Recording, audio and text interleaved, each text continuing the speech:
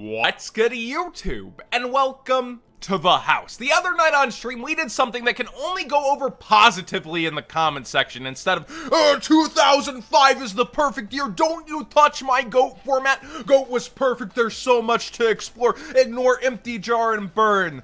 We added 3 Pankratops to GOAT format, and it was a lot of freaking fun. We may actually make this a regular segment of GOAT but with, and then adding only 1 card at 3 in the format. Now, Pankratops does introduce some interesting problems, because with Metamorphosis, you're now able to access the most broken card in the format, the Last Warrior from Another Planet. This is not commonly summoned within GOAT format too much, and he stops you. He's a floodgate monster that neither player can summon, so you have to continuously set your monsters and try to get to outs against him, which, you know, Magician of Faith will offer outs back, and you can do oh so much. Now, something interesting we find within GOAT format with Pank is that there are a lot of natural counters. First off, he's only being summoned against somebody who has set up their board, and second, he has 0 defense, making Tsukiyomi often force him to pop, or Book of Moon can just, again,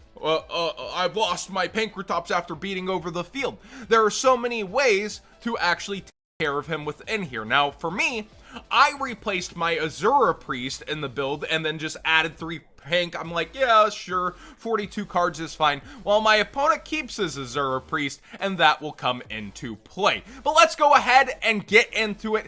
Get into GOAT, but with Pankratops. So I'm against the Chili Cat here, and he opens up pretty well in game 1, and the back and forth ends up nice. So he's actually playing, it seems like, a copy of Sacred Phoenix of Nephthys, which is 2, 4, 6, 8 stars. So that's, again, not a card that's going to help you Last Warrior or anything, but it's a cool tech within GOAT format. It helps you take care of back row, and you can see he's found the way to dump it, found the way to revive it should he want, and I'm just innocently setting up here with Call the Haunted Scapegoat, trying to live, and then Pankratops later.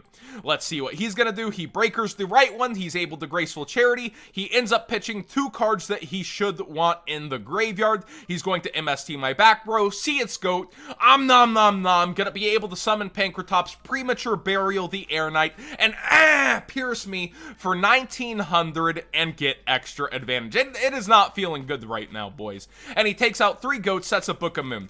I'm going to, however, Book of Moon his Pankratops. He's not going to use it, hoping that he can live, but I have a Pankratops of my own. Here we go. But with Pankratops, I'm going to attack the Air Knight. He's going to try to flip it face down. I'm going to chain and hit the Air Knight for that broken +2 in the format. I'm going to run over the Pankratops here, and now he's left with Breaker, and I get my Tsukiyomi back, a natural counter. What does he top deck, though? He top decks Mirror Force. I run into Mirror Force a lot in this format. He sets the Morphing Jar, I knock the Morphing Jar, I'm going to push that down, and I'm going to overextend. I'm like, you know what? He's got a back row. If it's something big, I'm able to pop that Breaker. He's down to 1 card. I'll have 2. He'll be drawing to 2. This is fine, but it's not fine. Mirror Force totally stymies me here. I was hoping for something like Sakuretsu Armor, and he gets Metamorphosis too on top of this. Then he's going to go ahead and get himself Scapegoat to go with the meta. Now he sets up, he lets the attack go through, and he's going to top in the DD Warrior Lady without having to Scapegoat and take care of my tribe that way. He was fine letting the life points dwindle down. Now I poke for 300. He tops that Azura Priest, which at this point is a big problem because all I have is GOAT. Tsukiyomi will flip itself face down, so I'm better off just setting it, and I don't have a lot going for me here. I top deck into Breaker, however. I'm going to just attack with the counter. He's going to Scapegoat. I have to leave the counter so I don't get run over by Azura Priest, and he metamorphoses, punishes me, is able to slurp my Breaker up, and now I'm on the receiving end of going Scapegoats, knowing his Azura Priest can't attack, and I get into Mirror Force of my own, letting me go aggressive. He summons his Azura Priest. We now have the answer to that. He doesn't have any extra extensions into it. I'm like, slow down there, buddy. And he has double knock. This is kind of my coffin on this duel. We're going to spoil a little. He has double knock, which stops me from being able to really set up against him and allows him to take the momentum. I'm stuck trying to beat down cards like that. He gets into Pot of Greed. What does it do? It lets him summon Jinzo, and he has real traps to back up his set Jinzo after my Book of Moon takes it out. So I'm going to summon Air Knight. He's going to just field wipe and feel good with that, and he just gets tempo. Poke for 300. It happens so much more this format than you would think. I'm able to T-set. He takes care of that early, meaning, you know, I'm not going to be able to take care of that as an issue later. He also has, again, the double knock taking the tempo. Boof. He has Magician of Faith to get back Pot of Greed. But instead goes for Premature Burial, understandably so in this format. He goes for Jinzo, smartly so, instead of the Pankratops, is able to hit me for 27. I'm just slowly setting, and he tops into another piece of Trinity. Is able to go through. He knows I have the Serpent too. He should have been able to attack game, but he takes his time and does the end case, tops into a beater, and here we go. Let's get him in games 2 and 3. I open up very nicely. This time, I get a piece of Trinity. Your Trinity? Our Trinity. And Pot of Greed, definitely one of the best ones to see. I open Double Faith, allowing me to kind of dodge the knock. He's only playing one Faith odd enough in his deck, and he goes in for 1500 with DD Warrior Lady. I'm going to snipe that off the field. Random MST, let's talk about that. Random MST going off here. It allows you to play a little more aggressively, and when there are new sets, it stops them from being activated. We've seen he's playing Dust Tornado as well. I don't want to run into that later, especially with Pankratops in this format. So I'm like, you know what? Let's take our chances. Let's get rid of something like Dust Tornado or a really fast reactive. And the Book of Moon's a good one to get rid of, but he draws into another. I'm going to get myself a Pot of Greed here, and he's going to just chill. I'm going to go and try to remove that Serpent. He has the Mirror Force. I don't have a Book of Moon, and poke 300 happens again. We're going to Premature Burial, though. We're going to take care of that pesky Serpent and take it out. It was kind of tempting to go Magician of Faith and Book of Moon, but I have the Call of Haunted for that now. I'm able to go ahead and draw. He has Pankratops, though. He has Pankratops. But Pankratops into this many back row is already risky, but a good move. But he's going to go further in Metamorphosis. He is determined to last Warrior from another planet me, and he's like, yeah, this is broken. Not for nothing. Bold move into 4 back row and goat format. It's going to get met with a Ring of Destruction. He goes in, he loses the life points, he Book of Moon knocks me, has to overextend to deal with my last one. And I think I have game here, by the way, because I'm like, yeah, I have a light in graveyard, this is game, end phase goat. We're going to go do a cool play of Metamorphosis and like tribute something. Nope.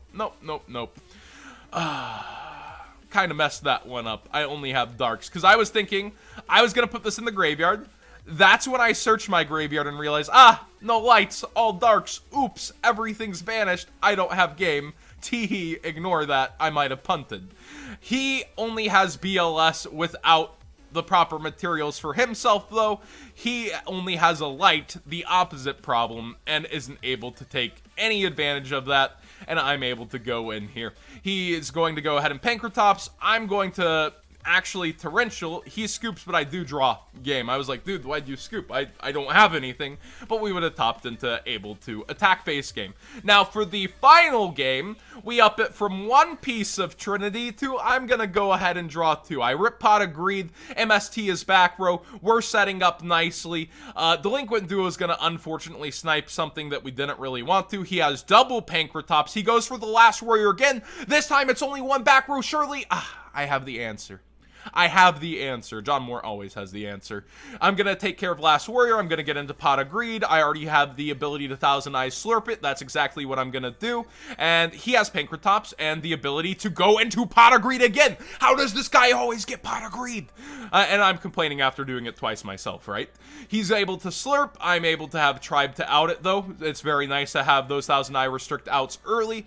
He goes into a pretty aggressive Scapegoat here in the phase. I was like, wow, that's kind of a bit much. But he draws into a just beat over Tribe answer.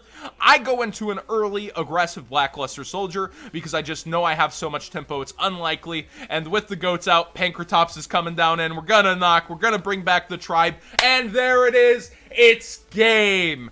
Pankratops is definitely a bit nutty for GOAT format, especially as a 3-of. But when we're looking at how things have panned out, and ignore this deck, please, 500 hand traps and Eldritch, just don't look at it. But when it comes to GOAT with 3 Pankratops, I had a lot of fun. It's a nice little challenge to see how, if you drop one thing here, what would happen? But GOAT format, that's a slippery slope. You leave me and my format alone. It's fun. And people are going back and changing how that format worked in the first place, testing out Triple Solemn, going to other things that didn't necessarily see a lot of play back then.